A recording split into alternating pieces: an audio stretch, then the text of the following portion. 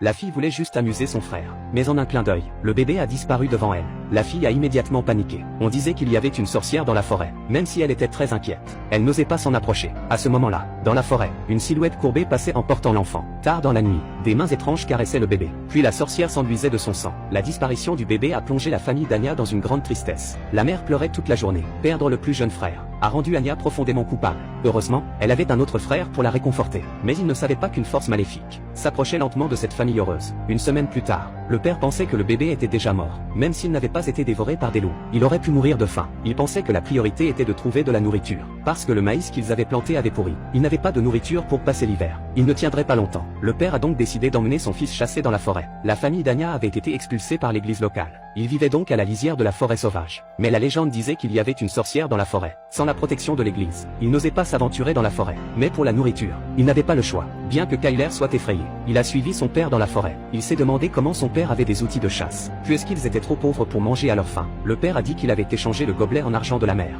Et il a dit à son fils de ne pas le dire à sa mère. Ils ont rapidement vu un lapin devant eux. C'était une occasion rare. Le père a sorti son fusil. Mais avant de tirer sur le lapin, le fusil a explosé et a blessé son œil. Le lapin s'est échappé. Il ne savait pas que ce lapin était la sorcière métamorphosée. Le soir, quand ils sont rentrés, ils ont vu que le bouc noir était sorti. Et les jumeaux espiègles le poursuivaient en riant. Le père et le fils ont eu du mal à ramener le bouc à l'enclos. La mère a reproché à Anya de ne pas surveiller les jumeaux. Les jumeaux n'aimaient pas leur sœur Anya. Ils se disputaient toujours avec elle. La mère ne faisait pas la part des choses. Depuis qu'Anya avait perdu son frère, la mère déversait tout son malheur sur elle. Le seul qui était gentil avec elle était son frère. Mais le frère, en pleine adolescence, ne pouvait s'empêcher de regarder sa sœur en cachette. Anya ne remarquait pas encore le comportement étrange de son frère. Mais bientôt, Kyler serait victime de son propre désir.